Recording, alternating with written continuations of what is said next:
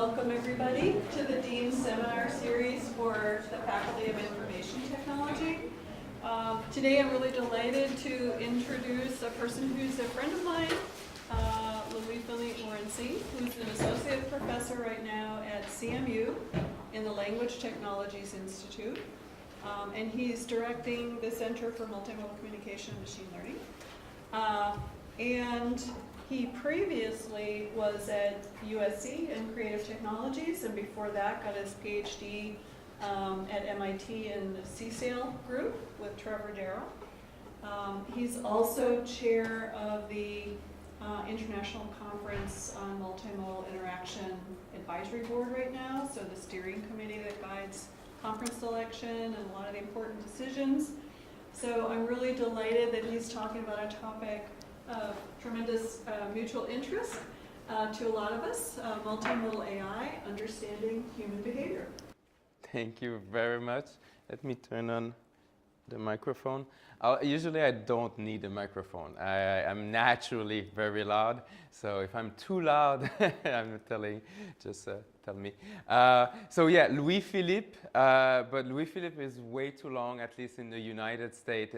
Names are very short, so I don't know if it's the same in Australia. So it became LP. Louis-Philippe very quickly became LP. I tried with Philippe, but I got Louis-Philippe and all these variants. So I'm very interested in multimodal interaction. As we're doing right now, you're listening to me, you're looking at my behavior, but you are also giving to me some nonverbal feedback. Most of you looking at me, some of you at your emails, but most of you at me. And so I'm very interested at multimodal AI. And what's really nice is in the last few years, in the last 2 or 3 years, multimodal AI became more of a reality. Before it was science fiction. Probably about 10 years ago, I would have showed you the typical 2001 Odyssey kind of frame telling you, oh, multimodal AI will happen someday. But now, these days, just a second. But we are in a moment where a lot of the AI technologies, I don't know how many of you has either Alexa, a Google Home, or iPod, yeah? Yes, okay, only a few. But now we're starting to have these technologies that interact with you also through speech, and it will not be too far-fetched to think that in a year or two we'll also have cameras on all of these as well. And so as we're looking at these technology, both from robots, ubiquitous with these assistants, or the mobile phone, or even the wearing our artificial intelligence, our artificial reality, now we have a way of communicating. And so let me give you an example of a multimodal interface. This is a virtual human with who you interact in real time. And this is with the goal of doing better assessment of mental health.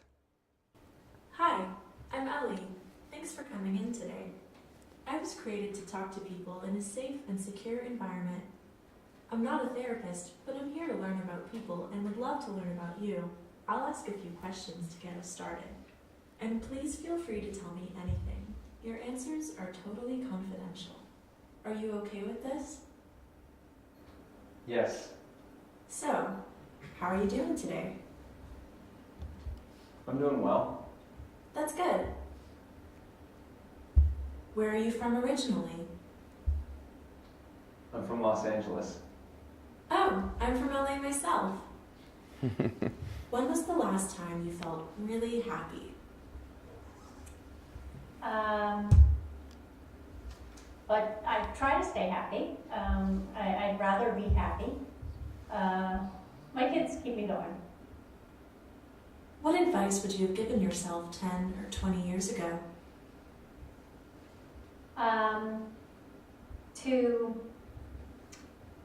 To not believe, to not be so gullible, So this is a short version of the interaction. Officially, this was originally was built for interaction of 10-15 minutes. But people enjoy talking to Ellie, which was surprising. They end up talking with her 20-30 minutes. What you see here is a lot of the research that is common also with Phil and Sharon, our interest, is that you see a real-time sensing of the speech recognition, of the acoustic analysis and the visual analysis. All this is done to perceive the nonverbal and verbal information, then to make a decision about the dialogue, and then to, after that, animate the virtual human as well. So all of this happens in real time. And so at the core of it is my research is interested in the sensing itself, multisense. And when we think of sensing multimodal behaviors, it comes through three main aspects of communication. The 3V of communication. The verbal, which will be the word you say. In fact, I don't know how many of you learn the language English. How many of you English is your second language? Huh? Okay, more hands this time. And when you learn a language, you start with a fewer words, and but as you get a larger dictionary, you can use that subtlety to express your emotional state. Also, when you decide to speak, to phrase your emotion, you also decide to phrase it using syntax to make a little bit subtlety. And you also have pragmatics in mind, because what you say it to someone, and so it's a social aspect. Language is social often. That is one aspect. The second V is vocal. Every saying you say has a different tone of voice, and there's also what's called vocal expression. A vocal expression will be a laughter, pause fillers, for example, or as you're listening to me and you're, oh wow, really? No, okay, all of these are back channel. My original background was in computer vision, so I put the third V of visual as a full column of gesture, body language. In fact, body language, an example, is proxemics. Proxemics. At some point, it's a little bit too close to someone. This is not, at least I don't know in Australia, definitely in Canadian, the Canadian bubble will have popped at that point. But this is a cultural also differences. With you ask me, what is the first visual cue I analyze when I look at human interaction? Is gaze. This is the first one you look at. It gives you contact, it gives you a lot of information about communication, also gives you about cognitive load. So gaze is important. So how do you put all of it together? I'm going to use you as a computer, and I'm going to do an exercise with you to let's build a multimodal system together. So here's the first modality, verbal. And if you are attending ACL, which is down the few roads, down a few stops on train, you know that language is very important. And so I'm going to ask you two questions, an easy one and a hard one. We have an interviewer and an interviewee, and I want you to tell me what emotional state the interviewee is. What's his emotional state? That's the easy question. The more interesting question is why is he feeling that emotion? That's the more interesting one. So let's read together. I'm going to try to remove any prosody from my reading. Music Online, Guy Cuney is the editor of the Technology News website. Hello, good morning. Good morning. Were you surprised by this verdict today? I'm very surprised to see this verdict to come on me because I was not expecting that. When I came, they told me something else. Big surprise. Okay, first question, you remember? Which emotion? And it's an easy one, so? Surprise. Okay, now why the surprise? And think like a computer. Make it like don't overthink it. What would be the reason looking at NLP? Why would a surprise? Repeat louder. Oh, sorry. Yeah. He wasn't expecting what they were. There's something he was not expecting, but if we wanted to make it even simpler, there's probably something about the verdict, possibly. But then he continues and talk about something he was not expecting. And so, okay, let's add another modality, the acoustic or the vocal modality, and listen to which word he decides to emphasize, because that will tell you a lot about the surprise. Online. Well, Guy Cuney is the editor of the website. Insider News Wireless. Hello, good morning to you. Good morning. Were you surprised by this verdict today? I'm very surprised to see this verdict to come on me because I was not expecting that. When I came, they told me something else and I'm coming. You got an interview there, so it's a very big surprise anyway. Okay, so which word did he decide to emphasize around here? On me. Huh? Oh, sorry, I heard. So he emphasized on me. So there's a surprise because there's a question that it asked to him, and he's surprised about that. Okay, this is interesting. That emphasis gives you a better understanding of what the verbal content was. Now I'm going to teach you another lesson about multimodal, which is asynchrony of behaviors. And we're going to add one more modality. And this modality, look at the surprise. You will see surprise on his face. But look at when it happens, because the when is very important. Of music online. Well, Guy Cuny is the editor of the Technology Insider News Wireless. Hello, good morning to you. Good morning. Were you surprised by this verdict today? I'm very surprised to see this verdict to come on me because I was not expecting that. When I came, they told me something else and I'm coming. You got an interview there, so it's a very big surprise anyway. Okay, so when did you see the surprise? Huh? There was a surprise on me. Did it come earlier also? Okay, it's probably easier someone that, okay, when did it happen? Okay, you guys don't like to put hands on. Okay, let's all, maybe one person, yeah? When he was introduced, he looked surprised. Exactly. So what do we infer from that is that probably the introduction was incorrect. There was something either in his name or editor or technology news website. And if you look carefully, and we've done analysis, it is really about editor of technology news website. It's not at the name, but it's editor. So let me give you the last piece of information. You cannot know that one, but there's another piece of information, which is, in fact, yes, his name is Guy Cuny, but he's not effectively the editor of the technology news website. He's, in fact, a cab driver. He's a cab driver who was going to that news station for an interview for a different kind of job. And he got to the front desk and they're like, oh, Guy Cuny, great. And they bring him, put the makeup on. It's like, that's kind of weird for a job interview to get all this makeup on. And then finally at that point, which I will say, I will have asked questions before that, but yeah, you can see that at that point. What's really funny is later on she says, it's really nice to look at both. Also the interviewer, she keeps very serious. And at the end she says, oh, we will be back after the messages, and he never comes back. So nonverbal behaviors are very important as well as verbal, and we want to learn how to fuse that information.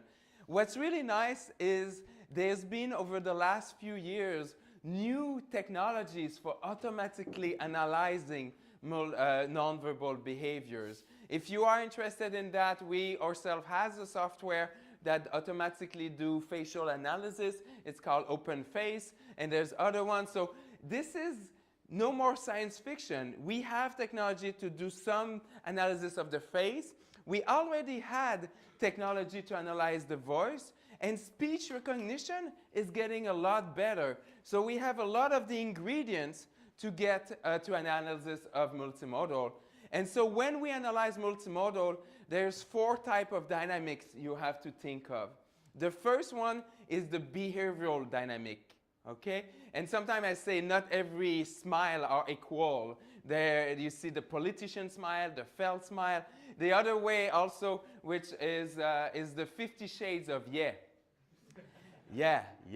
Yeah, and let me, if there's anyone doing speech, there is a very famous, I'm going to play a clip, and this is only in 1 hour of a meeting, and we took all of the yeah that one person said. And you will see the variation. The meanings are not always the same behind it, or the intent. Yeah. Yeah, yeah, yeah. Yeah, yeah, yeah, yeah, yeah, yeah, yeah, yeah. Okay, we'll stop him. And he's a famous researcher, Nick Campbell, is his recording. The second one, which I probably emphasize enough by now, is the multimodal aspect. The third one is very interesting, and I will say from an AI perspective has been understudied, is the interpersonal aspect. So it's not just about looking at one person, but also who they interact with. And the third one is the societal or cultural aspect.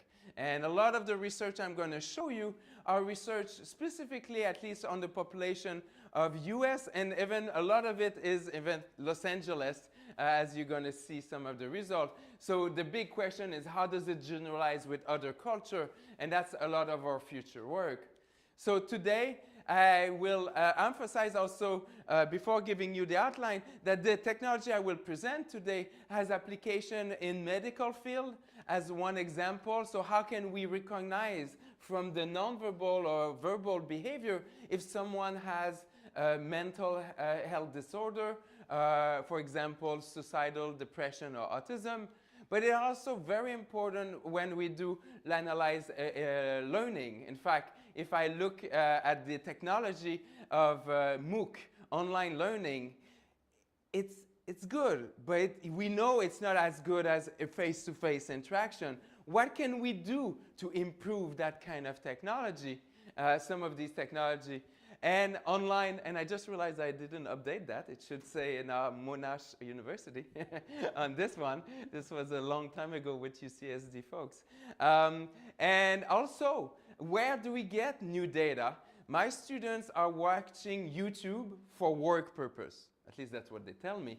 But there's a lot of content on YouTube, and Skype has been the same technology. It barely changed, but there's a lot of potential. In the last 15 years, the same teleconferencing has been the same software. We want to be able to build technology to help with telepresence as well. So today, I will present three things. The first thing is on health behavior informatics. How can we take this technology and apply it to help clinicians and doctors? Then I'm going to use a different part of your brain, which is more the mathematics and machine learning, to give you some of the mathematics at a high level. I'm not going to go too deep. Don't worry, I have only 1 or 2 equations in it, but at least to give you an idea of the mathematics behind this. And finally, what I think is very important and understudied is how to model as well the interpersonal aspect when you look at these technology. For me, I can talk, no problem, but the most fun I have is when you ask questions. So if at any point in time you have a question, please feel free to ask it. I really appreciate it. So, multimodal AI, if you ask me why am I building all this technology, one of the most interesting applications for me is healthcare. And I have a dream.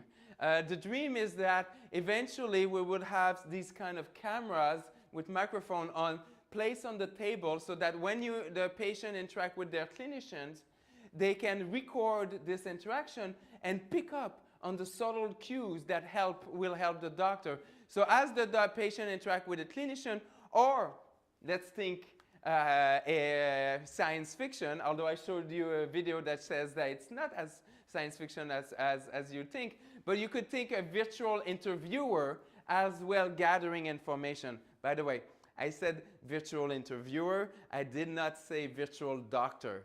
And that's on purpose. I don't believe that we should be building virtual doctors. But the news reporters, when they look at my research, they always say virtual shrink, virtual doctor. No, what we're doing is a virtual human is there to gather information. To gather the information so that you can use that later to help the assessment. So as the person is interacting with a human doctor or a virtual interviewer, you gather the information and give it back to the clinician so that they can make the assessment. So the doctor always makes the assessment in that use case. And so the idea is that eventually the kind of report you will get is after the interaction, you'll get a report, and that tells you like how is that person behaving today compared to a week ago, 2 weeks ago. Or if you have also a database of other people, you can also look at reference population and looking at norms. In fact, doctors really like this kind of graphs. They love that very much. What it is, it shows that giving a reference population, what are the norms? And are they positive, or am I in the red? Is that person in the red? And that's the kind of thing we would like to be able to give them eventually. So this is a project we started about 7 years ago. And I'm going to give you 3 of the main findings we found. This is over the last 7 years. And the first 2 were done with the interviews of 500 people. 500 people that came, that was back at LA when I was in Los Angeles. And the idea here is all of these people come in, they talk with someone, it's an interview, it's questions, questionnaires of like maybe 20 questions, and then we're just looking at their nonverbal behaviors. And then we have some assessment on these people of who is depressed and not depressed. So if I ask you, based on your personal knowledge, you may be any doctors or clinicians in the audience? Okay, just in case I say something wrong. But if I ask you, as normal knowledge, personal knowledge, if I ask you a smile, and I say depressed versus non-depressed, do you expect, which of the 2 you expect to smile less often? Non-depressed. What was really surprising is if you counted the number of smile between depressed and non-depressed, we were seeing about the same distribution. Well, it was really surprising. But then if we look at the dynamic of the smile, then people with depression, they have shorter smile and less amplitude. Our hypothesis is that because of social norm, people end up smiling, but it's more not really a felt smile. It's probably just a social smile. You just have to do it. And so the dynamic of it is important. And that's great because our technology will help to look at these subtle differences.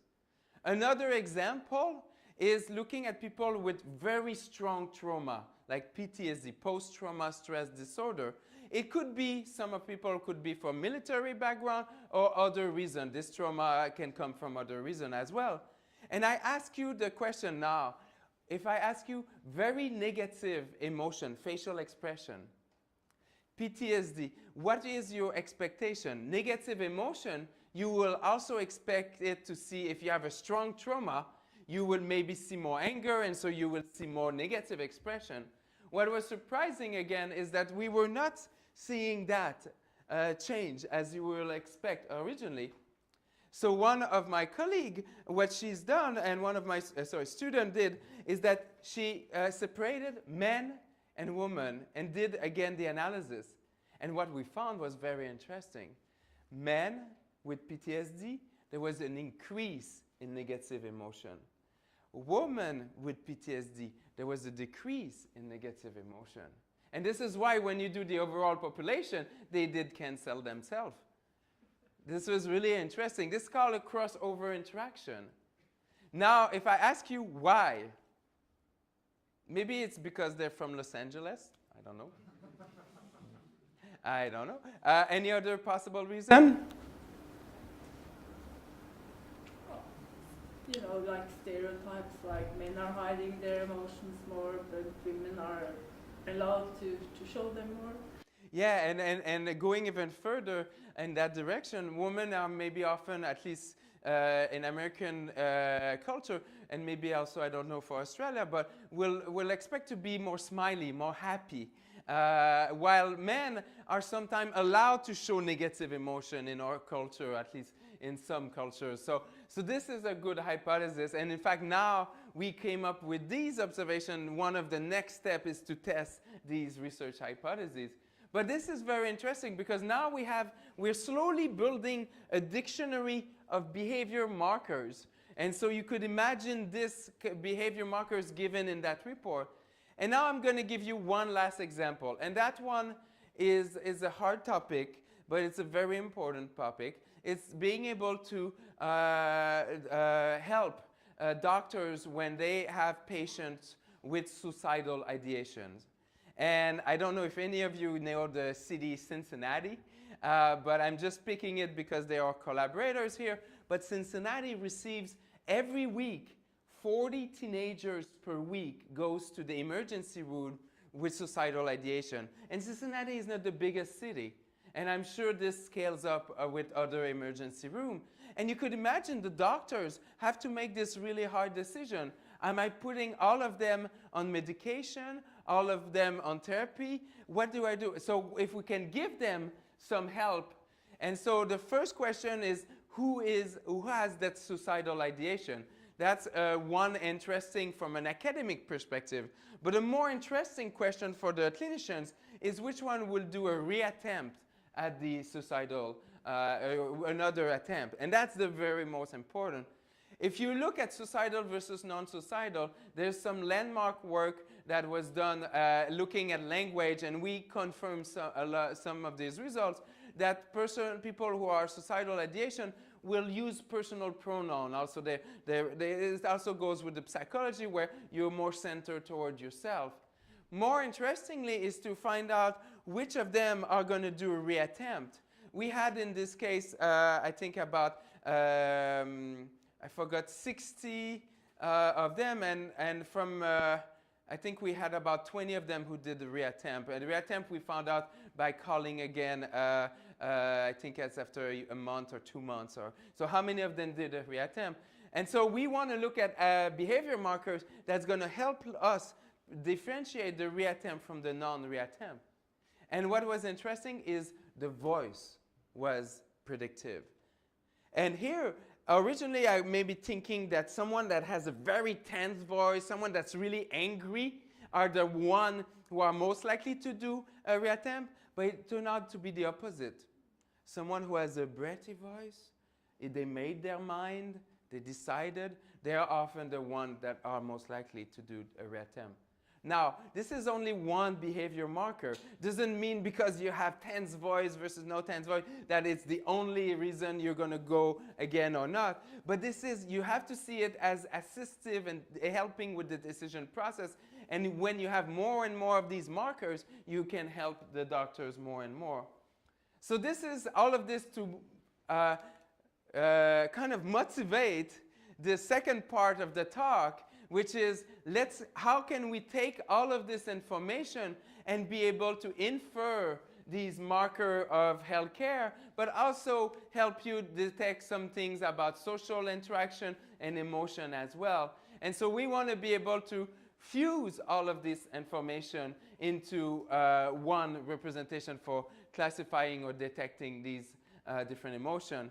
So tonight, if you have a problem falling asleep, I have a wonderful thing for you, this paper. It's a survey paper of 24 pages on multimodal machine learning. It took us 2 years to write this. And also I've been teaching the course for 3 years and gave tutorials on that. There's a lot of work in this, but it's really dense. And it's a great way of falling asleep as well. Why did it take so long to try to summarize this new wave of multimodal AI? It's because we didn't want to just list all the algorithms that exist. This is one type of survey, but this is not the survey we wanted. We wanted to build a taxonomy of what are the core challenges when you think of multimodal AI. What are the core challenges? And we identified 5 core challenges and a lot of sub-challenges, 32 sub-challenges that are important when you look at multimodal. Now, it doesn't mean that people in AI and machine learning never studied these topics, but these are often understudied when we see how important they are for multimodal. And I don't have time in this talk to go through all of them. I will emphasize one of them, representation, and also give an example of alignment and fusion. I invite you for the details to go in the paper. But let me just emphasize one of them, which these days is being very important in machine learning. Anybody doing machine learning have heard probably of the term deep learning, which is now these days have also been interpreted as representation learning, trying to learn a better representation of your data. And so from a multimodal perspective, representation challenge comes as learning how to represent and summarize multimodal data in a way that exploits the complementarity and redundancy of the data. And if you've not done deep learning or if you've not done representation learning before, let me give you this like 10-second tutorial on it. Okay? When I say representation learning, I'm saying take this data, okay? You're looking at me right now, and you're trying to find out what is it that I really like, what is it that I'm really passionate about. And so you take this video, all of this information, and you want to summarize it in a vector in such a way that it is useful for a computer to analyze the behavior. So representation learning is taking this very high-dimensional, I'm a high-dimensional person, high-dimensional information, and bring it into a vector that is useful for the computer. So it's a very, in a nutshell, representation. And so we want to take all this information, and I have a dream. I have a few dreams. I already shared one. I have another dream, which is finding this vector so that if you hear something like, I like it, or if you see the face of someone who is happy, or someone joyful tone, you would like all of these behavior to all map to the same kind of vector. But if someone is tense, or show this kind of concern on their face, or someone is surprised or says something with a strong surprise in it, you would like all of these to map to different vectors that are similar to each other. So these should all map similar, all these should map, and all of these should map to the same vectors. And so this is the goal of representation learning.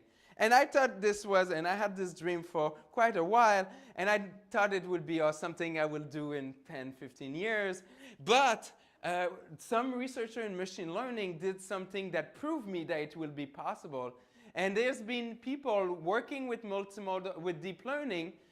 Some of the first paper was in 2011, where they learned mapping between language and images. And they proved to me that my dream may be possible. And I'm going to explain to you what they did, because it's really wonderful.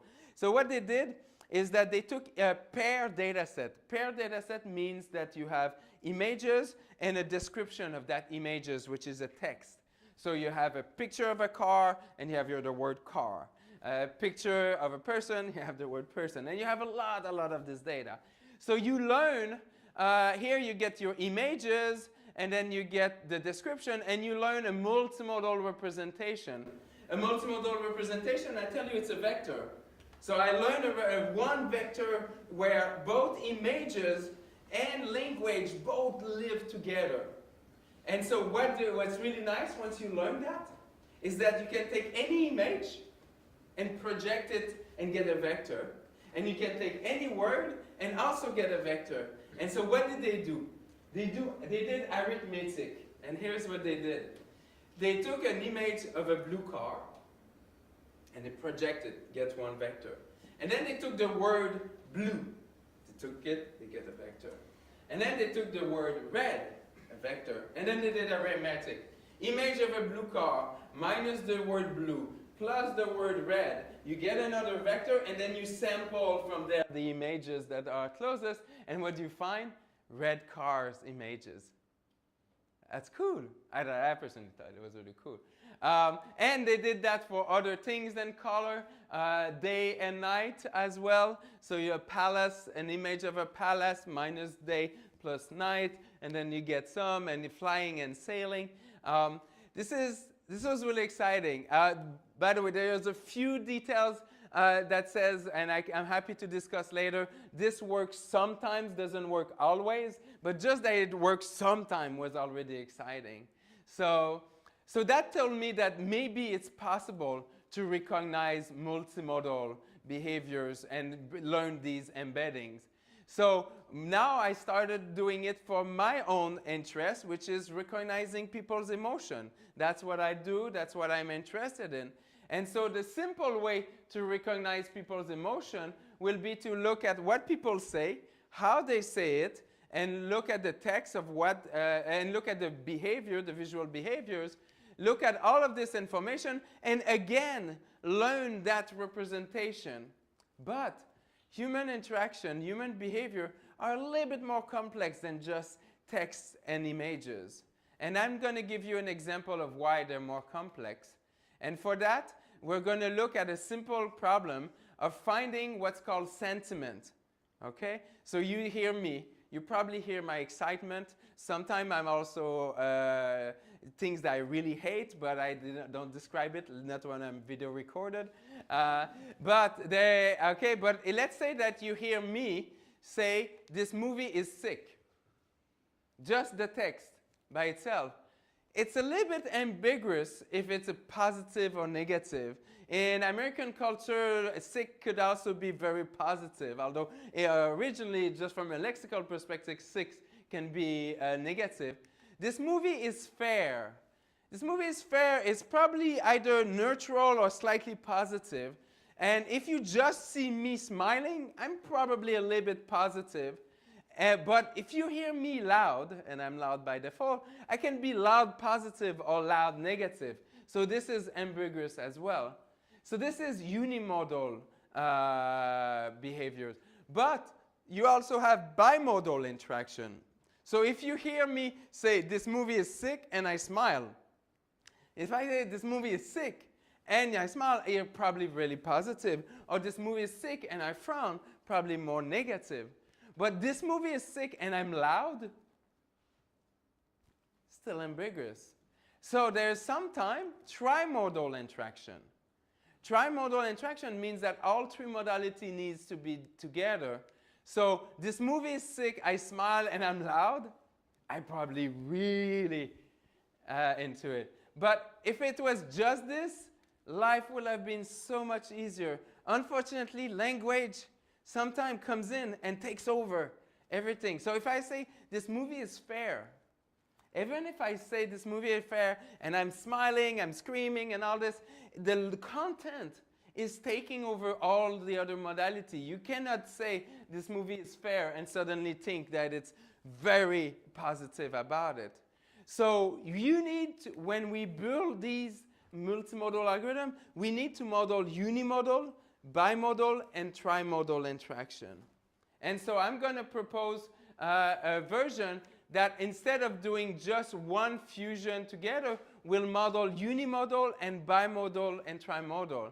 And the trick here, it's a simple mathematical trick, is that I will take the representation of what I say and the representation of my visual behaviors and just add a little 1 underneath, do the cross product, and then what do I get is a representation that encodes both the bimodal and the unimodal together.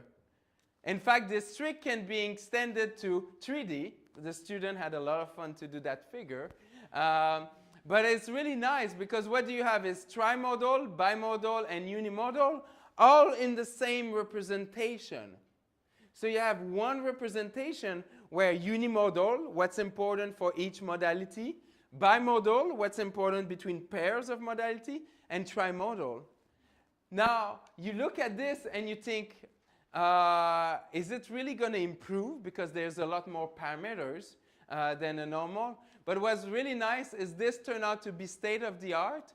And not only state-of-the-art compared, these are a bunch of previous algorithms. Oh, one thing I learned, I got one rejected ACL paper because of one thing we did not compare to random forest. That person probably loved random forest. So now in all of our paper, we always have RF as a random forest, the little thing. Don't always put random forest in your ACL paper. But more importantly, what we did here is compare, if you do this multimodal fusion, compared to unimodal only, bimodal, trimodal, or if you even just do early fusion, and that you get a much better improvement over the multimodal fusion. Now, you look at it and it may look a little bit complex in itself. So to also recently, and when I say recently, I mean yesterday. Yesterday we presented a brand new version of this, which does what's called a decomposition, a specific type of decomposition to, instead of having it as a big 3D matrix, or if it's 4 modality, it will be a 4D matrix. We presented a version of that that does a nice factor decomposition of it, and is a lot more efficient for it as well. So this is just a little side thing. So in summary for the multimodal fusion, you remember I said there were 5 challenges. I just told you about one, which is representation. It's the first one. Take what the person is behaving and try to summarize it in a vector. There is a second challenge, which I didn't have time to discuss as much, which is synchrony between modality.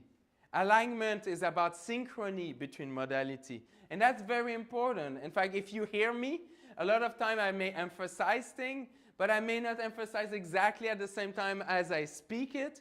So there's always a little asynchrony. And finally, there's the fusion that will take all this information and try to predict your emotion. Or sometimes you want to do translation. Translation will be translating an image into text, for example, and that's called image captioning. And the last one, which is the understudied one, is co-learning. And I like this one, and let me give you an example of co-learning. Co-learning will be anybody doing computer vision? Computer vision? Okay. In computer vision, there's a field of which is called object recognition. So I want to recognize objects. And there is one data set everyone uses, which is ImageNet. It has 1,000 different classes, like cars and different things. And so imagine this computer vision person trying to recognize these 1,000 objects. And then that's a student, and their professor comes in and says, hey, I want you to try recognizing this new object you've never seen before. Oh my gosh, it's not in my training set. I may not be able to recognize it. We are in AI. AI is about collaboration. So that student can go and talk to his or her friend in natural language processing, NLP, and say, hey, I want to recognize new objects that are not in my data set. How can I do that? Now, people in language have been studied the relationship between entities over time. There are things like WordNet that will tell you what are the relationship between different aspects of cars, different type of people, or different type of dogs. And so I can help you understand the relationship between that new class of object you want to recognize and the one you already know about. And so what this is using one modality to help you better perform in the second modality. That's called co-learning. And I will just give you one last example. If you ask me what is the state of the art, at least in my group, in multimodal recognition, it is memory fusion network. It does everything together. So what it does, it will model each modality as a LSTM or a recurrent neural network. And so each modality will be modeled in itself. That's called intramodal interaction. And then what we will do is have a sliding window looking at what is important in that window. And what I'm doing right now is imagine if I ask you at the end of this, summarize what LP said. Summarize what he said. And what is important? What was important? You could go and look back at the video, look at when I'm the most excited, and say that's probably when at least he believes that it's important, and find all of these moments and put them in memory over and over, and then you get your summary as a mishmash of that. So what you will do is look at let's say every minute, and say from that 1 minute, what was important? And so you're going to learn to attend. That's a really fashion thing. If you do deep learning, there's called something attention model. What it is, it's looking at what is important in that 1 minute.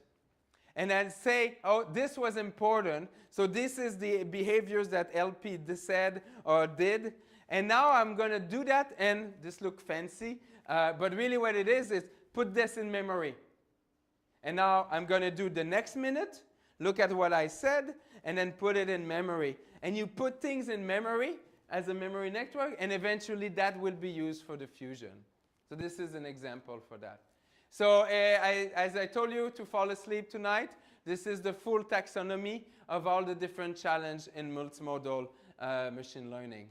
So the last part of my talk, oh, sorry, I forgot I put this slide. If you're really having problem falling asleep even more, there's 15 hours of me, not me talking, but 15 hours of slides about multimodal machine learning. It's a course I give at CMU on this topic, and I decided to put all of them on Piazza for free. So you can see all of my slides for that. And I think I put also the reading list for that. And I think I will share my slides at the end to Sharon and in a PDF format so that if you need that, it can be shared.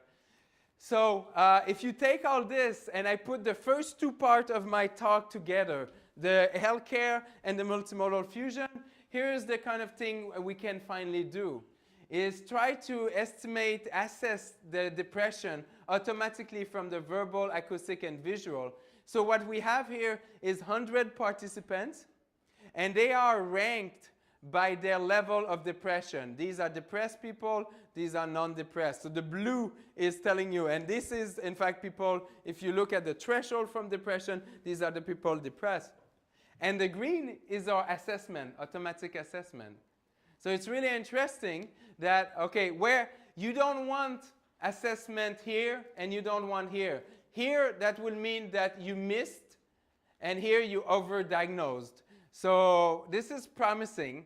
I told you I don't want to create a computer that do the assessment, but I want at least to be able to help the doctors and to be able to predict the behavior markers so we can infuse all this information. So the last part of the talk, which is much shorter, the rest is about interpersonal. So you guys have been wonderful. Most of you are still awake. And so it's really nice because a lot of the interaction is about me talking and you head nodding, smiling. And this is important. This is important with most communication. When I give a talk, it's important because of the audience. But remember, as a teacher or tutoring, when you tutor and you talk with someone, all of this interaction becomes important. And there's a lot of in this interaction, and I don't have time to go over all the theory of social interaction, but there's a few aspects that are important that I can emphasize. One of them is the idea of which we work back in the days with Sharon, and is about convergence and divergence between people working together on a homework. And one of the projects where we had done together at that point was being able to find out, just by looking at the students, are they about to succeed or fail in their homeworks? And can we see that in the behaviors? It would be really helpful if I could tell you that. Huh? So we have the technology, but we're not selling it yet. No, just kidding. But it's a lot about synchronization. And if you know it, your good friends, you probably end up synchronizing behavior as you know each other. There's one word, I don't know who, I think most of you, English is your second language. There's a word in English that's called rapport. And rapport sounds French, so like everybody thinks because I'm French-Canadian that I will know the meaning of rapport, but I don't know because we don't use rapport the same way. So rapport is an English concept, I think, or maybe Australian and American.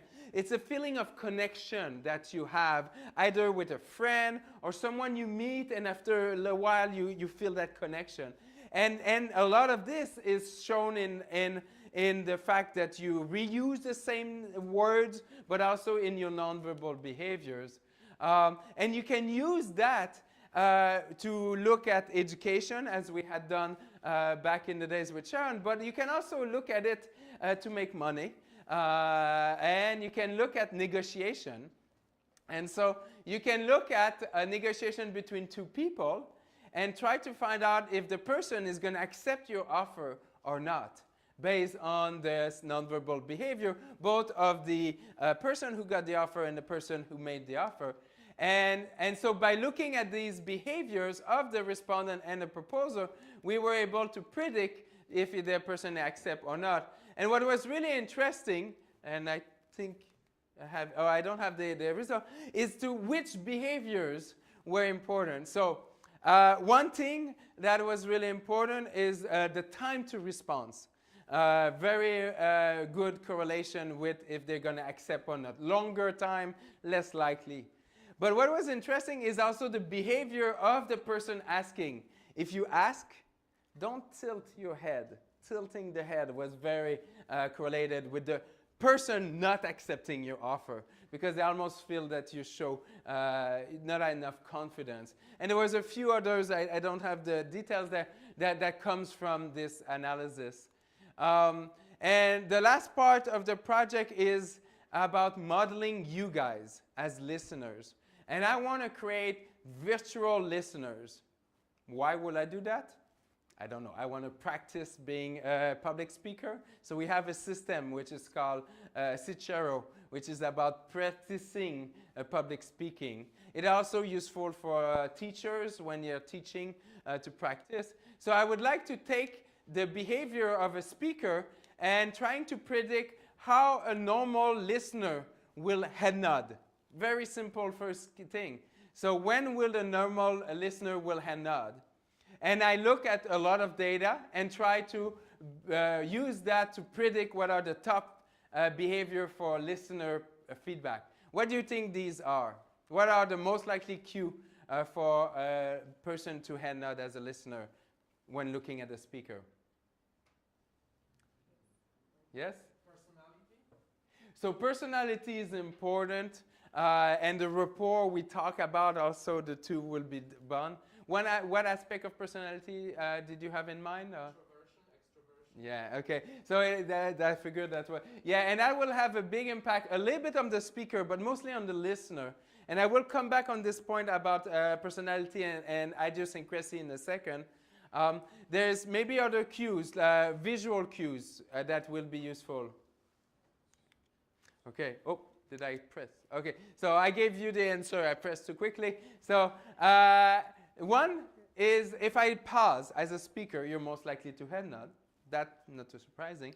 The second one is the gaze. If I look at you, no head nod. Okay. If I look at you, you're more likely to head nod after a small delay, about half a second, and then there's a decay. The word "and" in itself is not a good predictor, but if I'm speaking, I say the word "and," there's a pause, and I look at you. Yeah, thank you. Then you're more likely to head nod at that point. Not when you have another 100 people looking at you, maybe less. And then the last one is gaze by itself. To wrap up on this, and you mentioned that people personality has a difference. And what was really interesting was to look at me speaking and have different listener listening to it. How am I doing on time? I see people leaving. Probably some students have to leave for the next course. Okay. So let me, sorry for the beginning, I kind of had problem with the slide. I have only one more video to show you, which is word staying. No. So there is what's really interesting is to look at me speaking and looking at 100 people listening to me and seeing when they will head nod. And we look at this and look at the different type of people. And there were some people who seem to only listen to the tone of voice, which will be a little bit of equivalent to si je vous parle en français et vous n'avez aucune idée de ce que je vous dis, mais vous pouvez hocher la tête parce que vous savez que c'est le bon moment. And if I speak French and you don't understand French, but you know that this is the right time to head nod. And I will say some professors are really good when, or students are really good when you talk to them and they're just head nodding, bubble head. That's an example of that. Another one is the gaze. Some people seem to use the gaze, and some people seem to be primarily the words, and specifically nouns seems, right after nouns seems to be very important for them to predict. So now I take all of this information, and what will we do with our collaborators is take a video and take from that video the audio and the transcript, just the audio and the transcript, nothing else. And then I'm going to animate a virtual character, and two types of virtual character, the speaker and the listener. But this is all automatic. Now you will see the appearance tries to match what is there. This is like manual, we selected, and the angled, we made it. But everything else is automatic.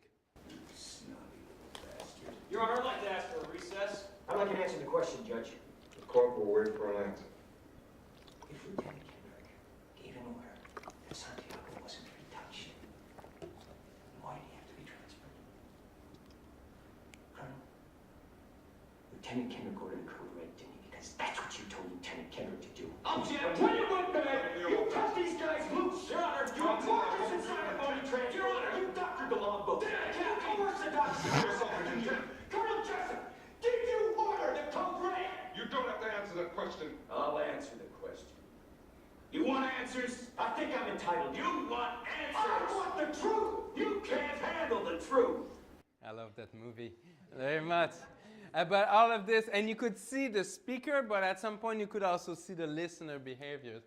I'm going to skip this for now and go, if you are like, oh, I need to know more about multimodal and emotion, I need more to hear, then tomorrow is a workshop at ACL, and we have a great, Sharon will be giving a keynote in this, so if you want to hear more on this topic, come tomorrow morning.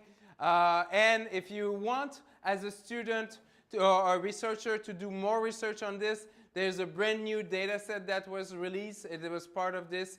It's 23,000 videos, all annotated for emotion.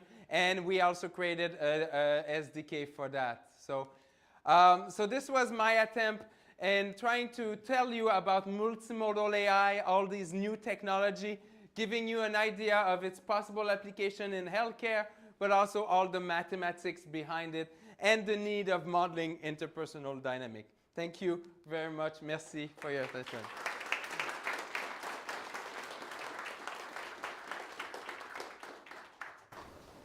Okay, for those of you who are able to stay, invite questions. Yeah. So I will speak loudly so everyone can hear me. So what is your point of view on open AI in the United States, and what do you think they're trying to achieve? Okay.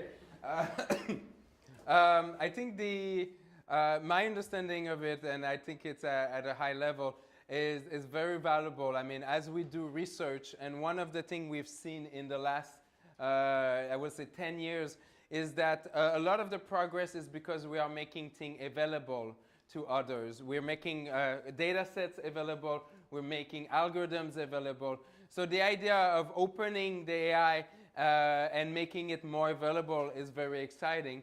The exact goal of that company, I will not comment on the specific of their goal, but I think the general idea of creating and making available, that we see it in machine learning, computer vision, also natural language processing, all of these AI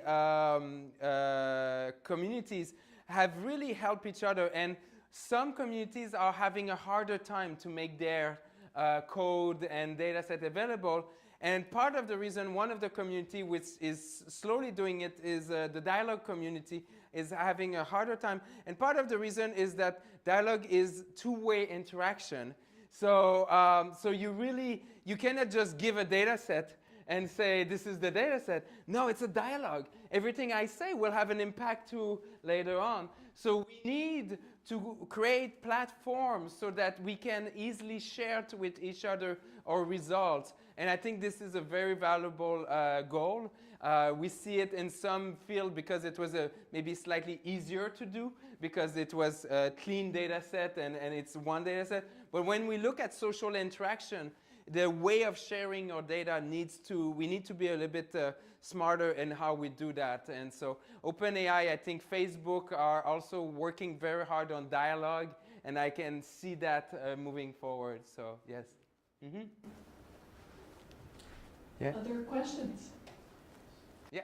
Phil, oh, sorry, right behind Phil and then Phil, yeah. The model that you have developed, is it capable of detecting sarcastic or ironical behaviors?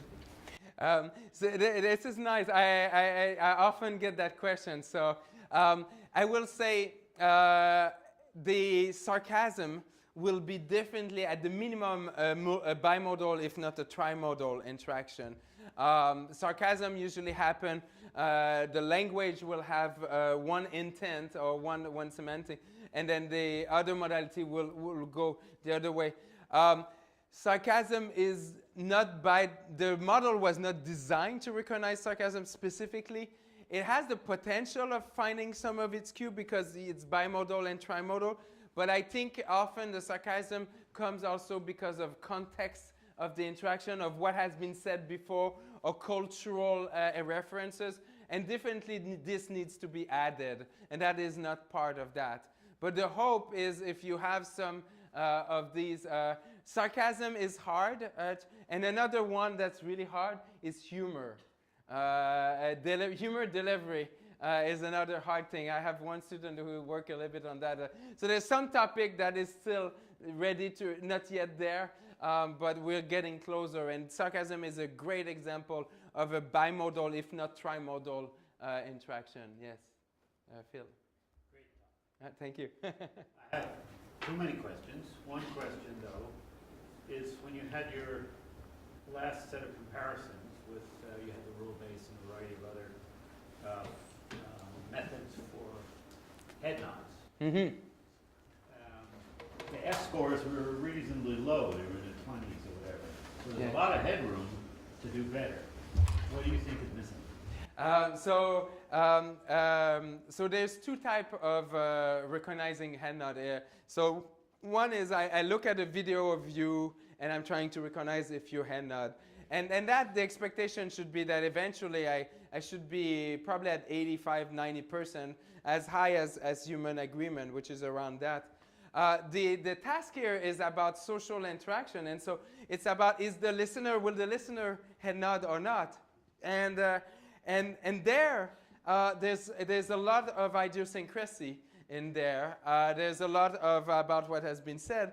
And so it turned out that the ground truth, like human, will be about 0.4 in this. And here's the study that we did, which it's wonderful. The student did an internship with me and did this wonderful data set afterward by himself. What he did is that he had a Skype interaction, but they were all in different rooms. And what he did is that you will have one person give a story and one other person listening to it, but he tricked it, and in fact he had 3 people listening to it. But they all thought that they were the one listener, and we like to know that, believe that we are the one listener, so they all thought that they were the one listener. So now you have this wonderful data set of 1 speaker and 3 listeners. And I have some videos I will show. It is not at all like everybody head nodding at the same time. It is not at all this. You see that the level of comprehension will be different. But more importantly, we had this hypothesis that there will be different type of head nods, like a continuation head nod, like just keep going, or like an acknowledgement head nod, or an agreement, like each of them will be bigger. It turned out that, yes, there is a change, but it's very idiosyncratic. There's some people, I'm probably in the range here, where my small head nod, but for some other, their small head nod was much lower, or some others, there was one person who was doing this. That was their way of acknowledging. So there's very different, so there's an aspect of idiosyncrasy, part of the answer of what your question, but the more important is deciding at any point of time if I will head nod or not so it's 0.4 is if the agreement, if you look at all of these, that was about that number, yeah. And of course, it's all culture specific. Many cultures will do more of that than others. Yeah, and all of this I'm talking was Dutch, which I don't know if they're the most head nodder, but definitely if we had done in Japan, which is part of the culture, in fact, to do, we will have seen, and maybe the agreement will have been higher, and that's why it makes sense for, what's his name, from UT El Paso, David Novick and that group, that made sense that they studied English and Japanese. It made it really interesting for them on that, yeah. Yes. I've got a question for Clayton, who's tuned in. Can we perform fusion in the input layer, voice signal and EEG signal, instead of in representation space, and let the network figure out the best fusion strategy by itself? The question is if we could do the fusion with different modalities, like including EEG? Okay, okay. I think I have that web page. Oh no, I don't have it anymore. Can you repeat? Oh, you're okay. You want me to read the question? Okay. Can we perform fusion in the input layer, voice signal, EEG signal, instead of the representation space, and let the network figure out the best fusion strategy by itself? Okay, that's really interesting. So there's a fundamental question, which is, you hear me, the words, what I say, and maybe I have even signal from EEG of what I think. By the way, EEG is good for detecting arousal, but not for every emotional state. And then you wonder, you have those low-level features, and when do you do fusion? Do you do fusion right away, like what's called concatenation or early fusion, or do you do it later? This is still a research question in itself, how early you should do the fusion. My personal answer to that is that each modality has its own dynamic. Like example of that is very important is language. Language has a very interesting dynamic, and so when we build these fusion algorithms, we need to model first each modality before we do the fusion. So I always do the kind of models we've shown, but it could be done earlier. Usually we get better performance if the fusion happens a bit later. So that's the answer to that. Okay, maybe. My name is Adam. I have a question about the healthcare in the AI field. Mm-hmm. You mentioned earlier that the healthcare field, the AI can only be the virtual assessment part of the health. Mm-hmm. But why couldn't it be a virtual doctor? Because basically, if you can assess, then you can make a decision based on what happened from the previous experience. Mm-hmm. And is there any ethical issues that come up when it comes to AI being the first part of the decision to help the patients, or maybe it's more like human interaction needs between the patient and the doctors, or?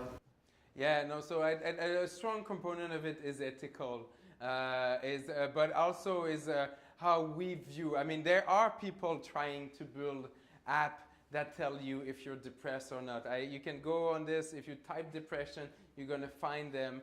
I believe, personally, I have a different vision that the technology should be there to complement what's already there, not to replace it. And so that's why we build it that way. I think it's more ideological. It is possible to go the other path.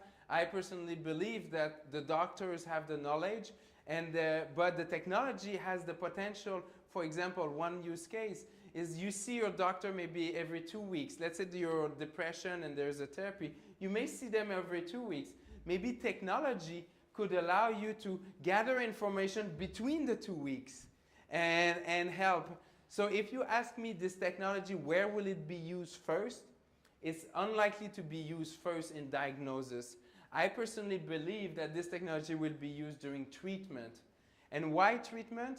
Is because treatment, you know the patient and you see them over time, changing over time. And that's much easier and much better because of the idiosyncrasy of everybody. You can see the change and give, is the treatment doing well, or should we change the medication? While if you start looking at screening and diagnosis, you see the person only once and you have to make the assessment. You need a much larger database of people before you really trust your assessment. In the long run, we may end up with that. But in the short run, we do not have that large-scale database. And until we have that, I think you should go more with the treatment. Yes? Good. Yes, and then, yeah. Thanks for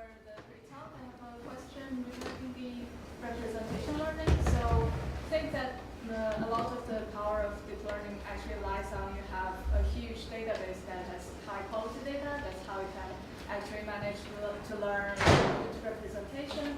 And thanks for releasing that MOSI database, which is probably the largest for emotion recognition, but still compared to like speech processing or like computer vision, it's rather small. So the power of the more complex deep learning model may be limited in that sense.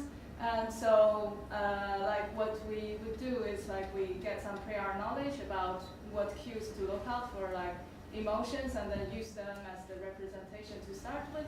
But you mentioned some interesting studies, like in the like look out for suicidal thoughts. There are some findings that are actually against intuitions. So like that's like part of the advantage for starting from raw data, that you don't have any of this prior bias, so you can find things that wasn't in the literature about the human knowledge. So can you comment on like how do we balance this relying on the prior human knowledge and relying on the computation power to find things? Yeah, this is great. Great question.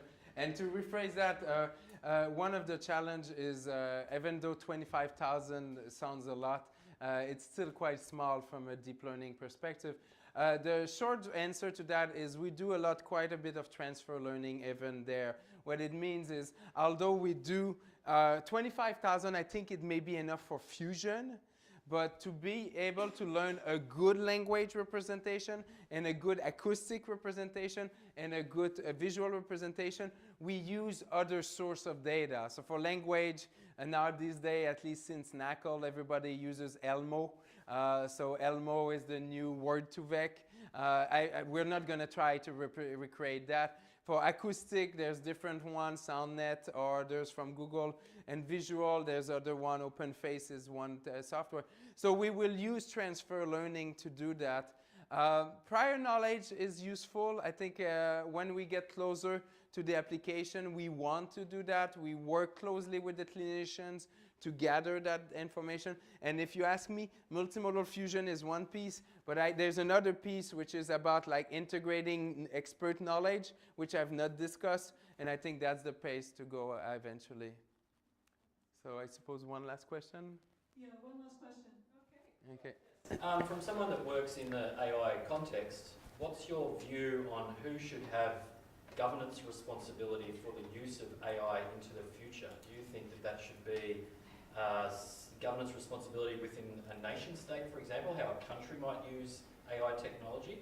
Or do you think it should be something for a body like the United Nations to maybe set international policy on the use of AI? When in the context of you talking about augmentation versus replacement of service delivery, should we have some policy or governance mechanisms around the use of AI as it grows as a technology? What's great is we see more and more of these discussions happening. I've been invited to a few of these ethical workshops looking at these. It has to happen at all of the fronts. As we know, policies, for them to happen, we need information about the impact of the technology. So on one side, we need to study its impact, be able to publish a comprehensive report to be able to inform the policies that will happen. At which level of government, I don't know if I have a strong opinion, but I have a strong opinion that it is not just the responsibility of saying, hey, government should do that, or hey, it should just be academia or industry. I think academia, industry, and policy makers have to work together, but as an academic, what I feel my responsibility is, and what I realize with my colleagues, is really about summarizing and bringing the impact in a way.